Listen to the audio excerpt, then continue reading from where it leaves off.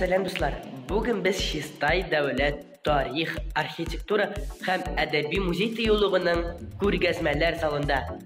Hazır men sizni Şistay Saat Zavodi tarihi bilan tanıştıracakman.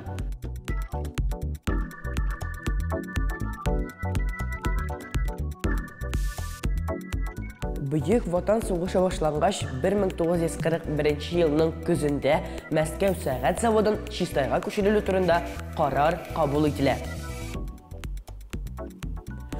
170 вагон белән заводны башта Казанга, аннары баржалар һәм ат йөкләре ярдәмендә Şistayга күчерәләр.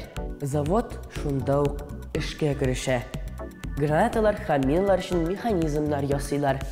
1943 елда хәрбиләр өчен сәгать җитештерелә башлый. Аны халык арасында Кировский дип йөрткәннәр.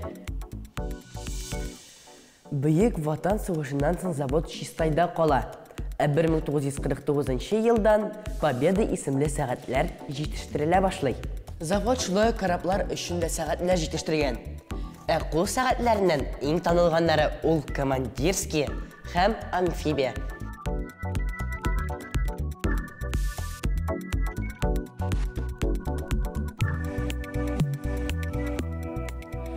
Заводта шулай балалар өчен дә төрле уенчыклар һәм сәгатьләр җитештергәннәр.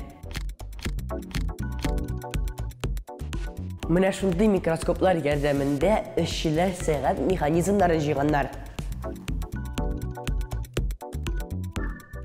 1969 елда Şistay Сәгать заводына Восток исеме бирелә. 1975 елда заводта җитештерелгән сәгать космоста булып кайта. Ул сәгать танылган космонавт Георгий Гречканың кулында була. 1909 елдан заводта җитештерелгән сәгатьләрне чит илгә экспортка чыгара башлыйлар.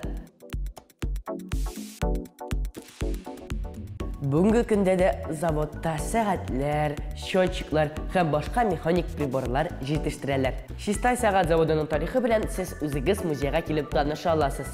Туган як тарихын өйрәнегез, танылган шәхесләрне белегез. Сау булыгыз!